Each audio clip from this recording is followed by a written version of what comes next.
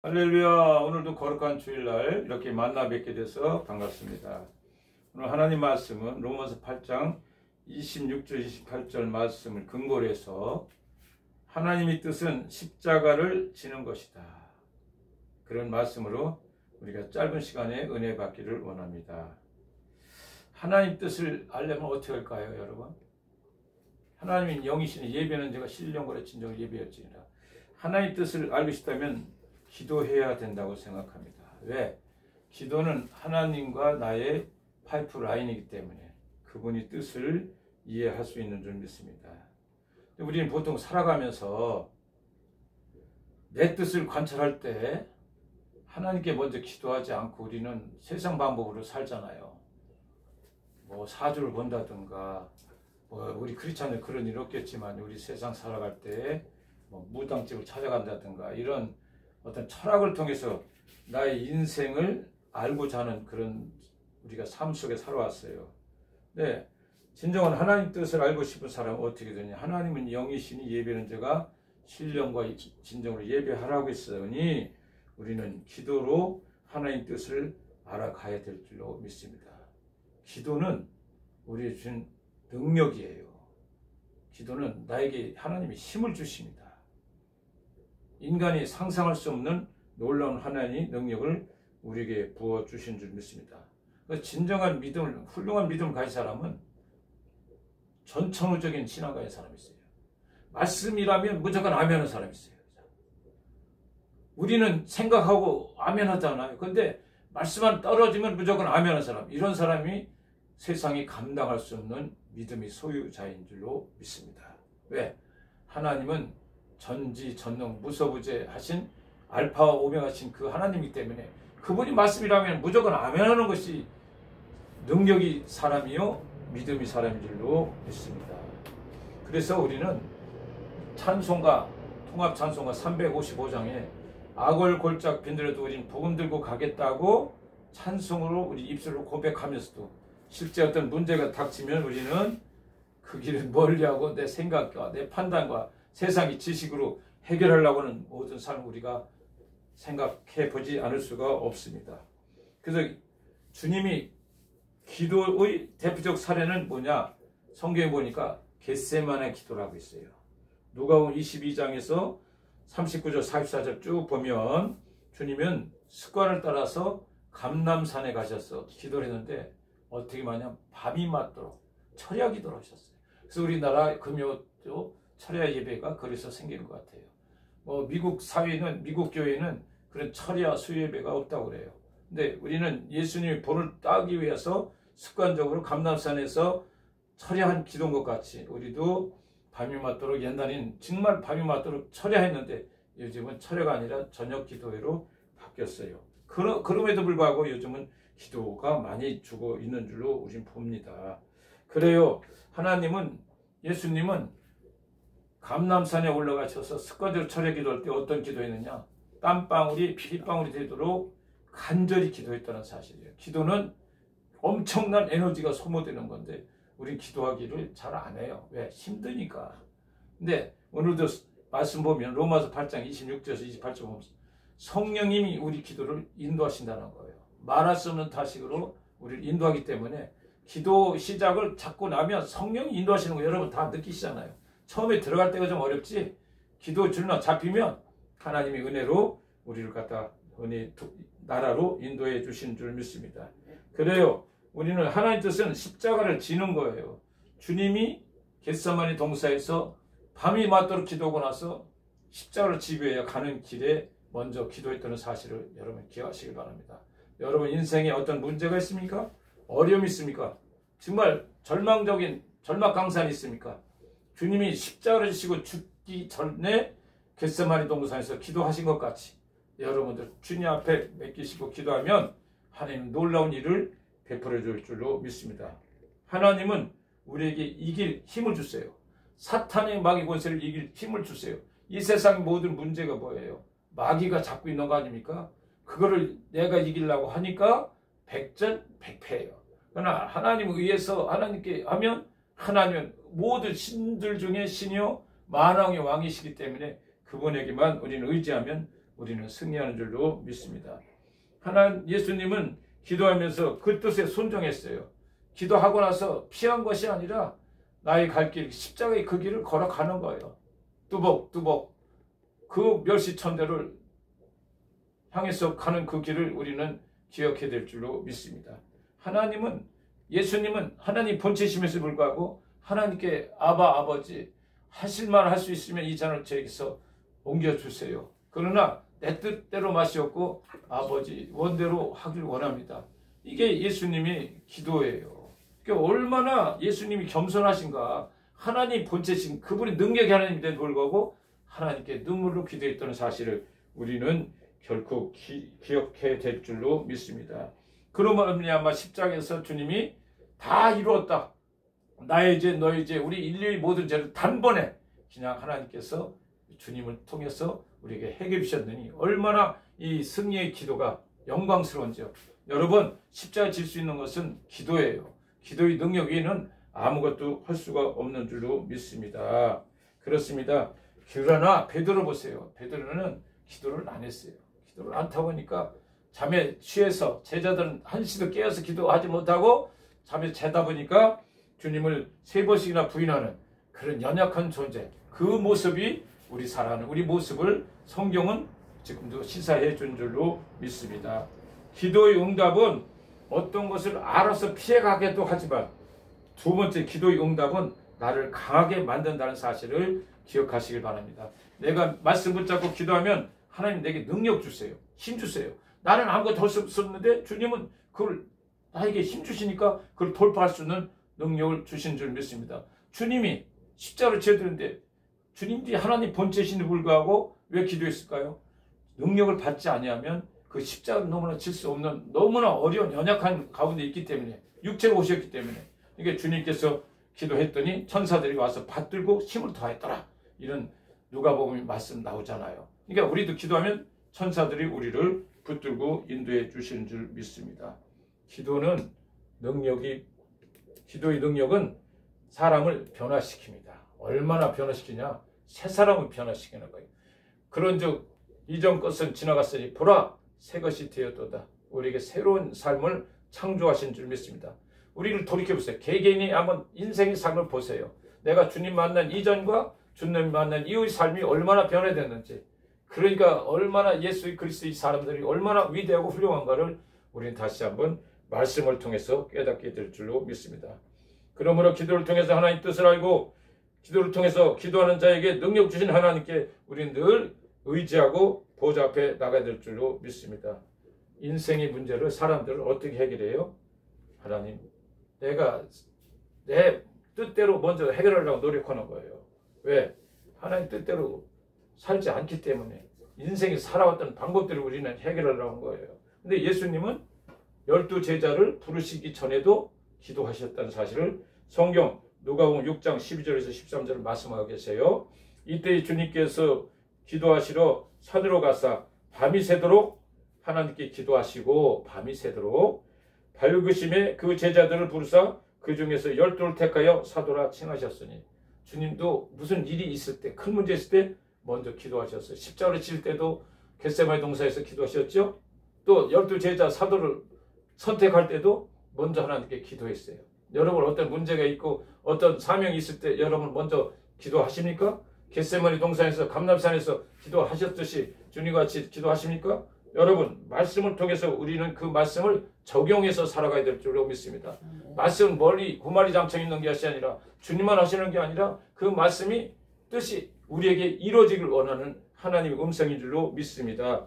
주님은 오늘도 말씀하십니다. 우리를 통해서 말씀하신다. 기도해라. 기도해라. 기도해라.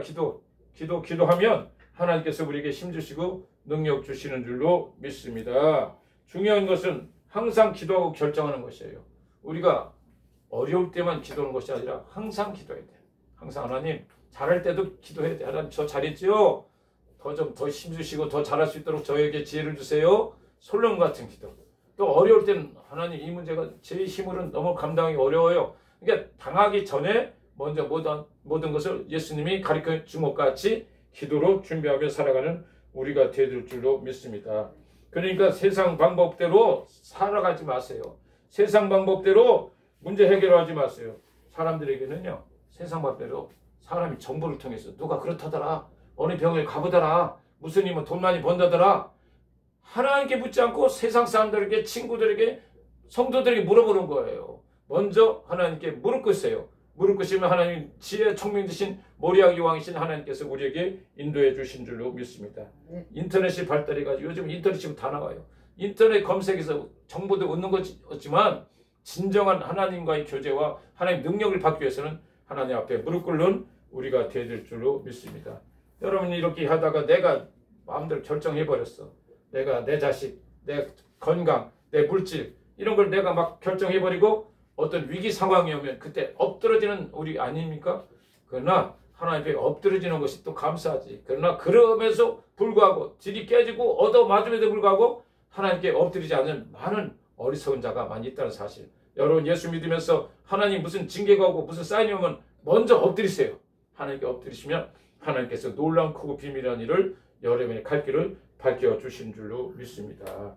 그래요. 시편 기자는 이렇게 말씀하시네요. 시편 119편 105절 너무나 잘하신 말씀. 주의 말씀은 내 발에 등이요 내 길에 빛이 된다고 했어요. 우리 인생의 한치 앞을 알 수 있어요? 내 길을 알아요? 어두워요. 캄캄해요. 몰라요. 한치 앞을 몰라. 이따 일어날 일도 모르는 우리 인생 속에서 주님 말씀하시잖아요. 주의 말씀은 내 발에 등이래. 어두운 길에 등불이면 얼마나 좋아요. 내가 발이 실족지 않는다는 거예요. 구렁텅이로 빠지지 않는다는 거예요. 그러니까 주님 시편 기자가 말씀하시는 거예요. 주의 말씀은 내 발의 등이요 내 길에 걸어간 길에 환하게 비춰준다는 거예요. 옛날에 우리 시골에 다닐 때는요. 논두랑 밭도랑으로 해가지고 저녁 예배 들어가요. 하루 종일 일하고 저녁 피곤한데 불구하고 거룩한 주님을 만나기 위하여 어떤 길은 신장로도 그 시골에서는 신장로가 큰 길이에요. 아스팔트가 아니고 그냥 큰 길인데 자동차가 다닐 수 있는 길. 그러기 가는 길이 있는데 보통 시골에는 그런 길이 없어요. 큰 길 나가야 있죠. 나머지는 다 농촌, 농로예요. 아니면 그냥 논두랑이에요. 그 길을 어떻게 가요? 덴치라고 있었어요. 일본 말 덴치, 후라시, 영어로 후라시. 후라시 비치고 하는 사람이 있으면 그건 부자야. 없는 사람은 뭘로 달빛 보고 하는 거예요. 별빛 보고 하는 거예요. 그러기 신앙생활을 한 거예요. 근데 주님이 말씀은 내 발에 등이요 내 길에 빛이 된다고 했으니 말씀 붙잡은 우리 인생의 어두운 속에서도 밝은 빛으로 우리의 생명의 길로 인도해 주신 줄로 믿습니다. 그러니까 우리는 말씀을 들어야 돼요. 왜? 내 발이 등이 되니까. 말씀을 만나면 뭐예요? 내 길이 빛을 비춰줘요. 어두운 가운데. 내가 앞에 캄캄해서 보이지 않아요. 절망 속에 있어. 그러나 하나님 말씀이 들어오면 내 인생의 길이 활짝 열린 줄 믿습니다. 그러니까 예배가 얼마나 중요한지, 이 설교가 얼마나 중요한지 여러분 예배를 등하시하시면 안 돼요. 설교가 얼마나 중요한지 말씀은 대연자는 목사를 얼굴을 보라고 오시는 게 아니라 목사님 목소리 들어 오시는 게 아니라 하나님 말씀을 들으라 오는 거예요. 그 말씀을 통해서 나에게 주신 메시지가 얼마나 좋은지 그 말씀이 나의 양식이 돼서 내 영혼을 살리는 그런 은혜가 저와 여러분 가운데 임하게 될 줄로 믿습니다. 그래요. 예배 시간에요. 우리가 이제 예배 들어오면 마귀가 흔들어요. 많이 경험해보잖아요. 예배들 넥타이 매고 사모님은 숙녀같이 머리 하고 힘주고 그냥 하얀 브라스 입고 이렇게 나오고 다 루즈 바르시고 깨끗하게 신발도 좋은 거 신으시고 다 나온다. 근데 왠지 마귀가 흔들대는 거예요. 부부지간에 부모 자식간에 그냥 흔들어가지고 아무것도 아닌 문제 가지고 그냥 분란을 만들리는 거예요. 얼마나 상처들한지. 그래도 어떻게 미혼하거나 그냥 서로 등 달리면 한다고 10m 떨어져서 그냥 가지 교회에. 그런 거 많이 경험 안 해보셨어요? 그런 경험 많이 해보셨을 거예요. 그런데 교회 가셔서 주님이 어떻게 나를 알았는지 주님 목사님이 또 나에 대해서 그런 말씀 팍 찔러주시네. 그러면 아이고 주님 나를 보셨구나. 회개하고 주님 앞에 내가 통해자 보고 다시 울면서 하나님께 회개할 때 하나님의 은혜가 넘치는 줄 믿습니다. 우리 인생이 꼬였던 이 실타래가 풀려지는 거예요. 설교를 통해서 말씀을 통해서. 그래서 우리 예배 이 설교는 얼마나 중요한지 여러분 사모하시기를 예수 이름으로 부탁을 드립니다. 예배는 힘이 있어요. 하나님 파워가 있는 거예요. 왜? 말씀이니까. 태초의 말씀을 천지를 창조하시나. 뭘 창조해요? 말씀을 창조했어요. 빛이 있으라. 해와 달과 별이 있으라. 우주 삼라만상을 말씀으로 주신 거예요. 말씀에, 하나님 말씀에는 놀라운 에너지가 있다는 사실을 여러분 기억하시길 바랍니다. 오늘도 주일이네. 아이고, 예배당 가서 아이고 1시간 때우고 와야겠네. 이것이 아니라 오늘은 무슨 말씀을 주실까? 하나님이 어떤 말씀을 주실까? 사람을 통해서 하나님이 일하신다는 거예요. 어떤 목사, 어떤 장로, 어떤 모든 지도자들이 와서 다녀서 무슨 일을 하는 것도 다 심부름꾼이에요. 하나님이 사자예요. 쓰임받는 도구예요. 그 주체는 누구예요? 오직 예수 그리스도 하나님께서 우리에게 말씀하신다는 사실을 기억하시길 바랍니다.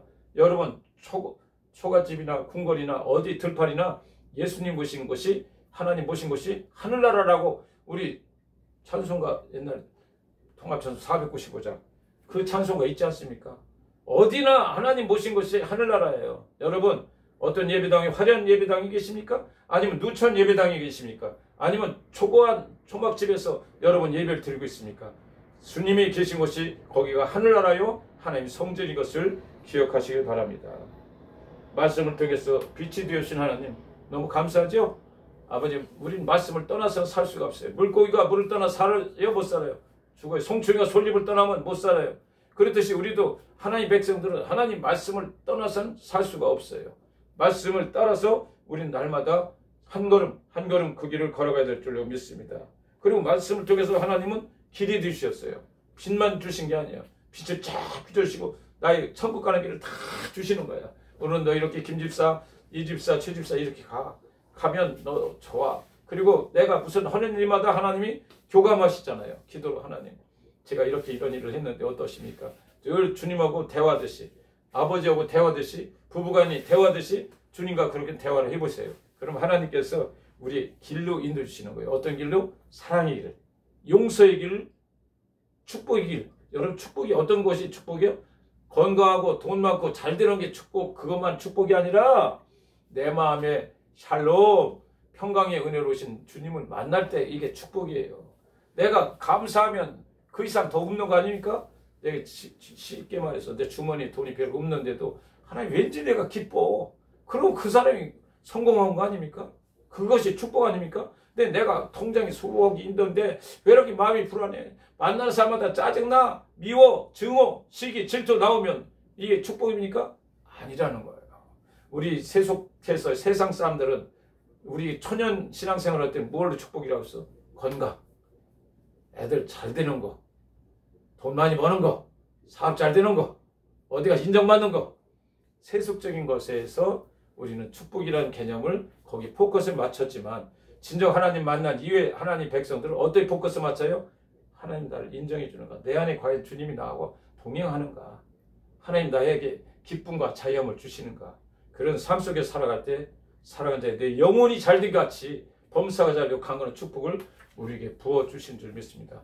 영혼 육이 있는데 우리는 영혼이 잘 되면 나머지 혼과 육은 저절로 하나님이 주시는 거예요. 왜? 믿음이 분량대로 내 모든 범위 위치에서 내 은혜 가운데 하나님이 부어주시는 줄 믿습니다.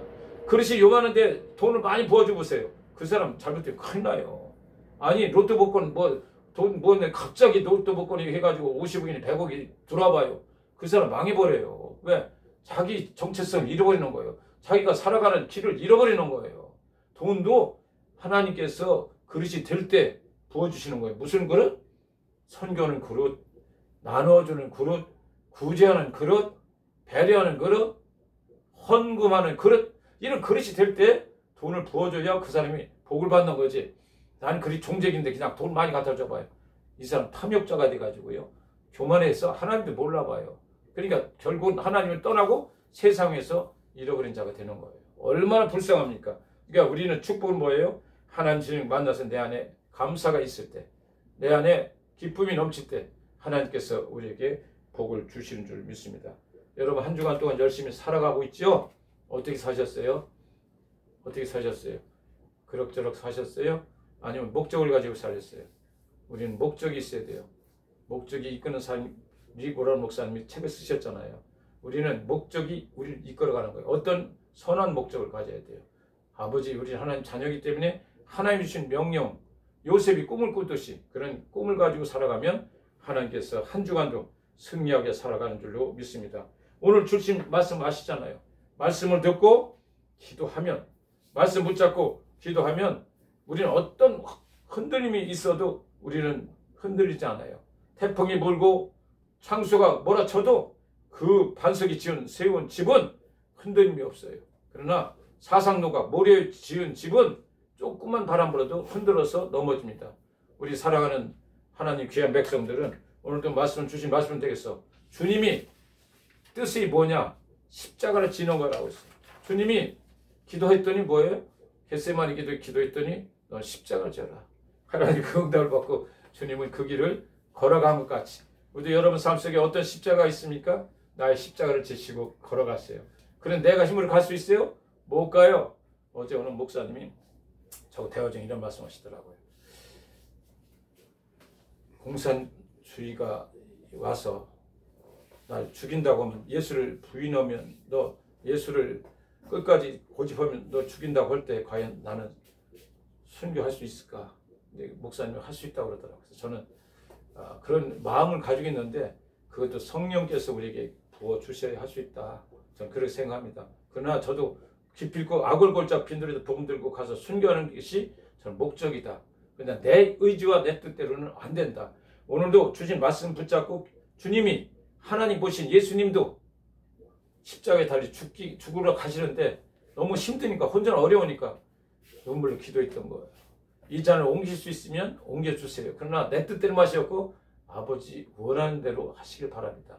주님이 뜻이 뭐예요? 십자가를 지라는 거예요.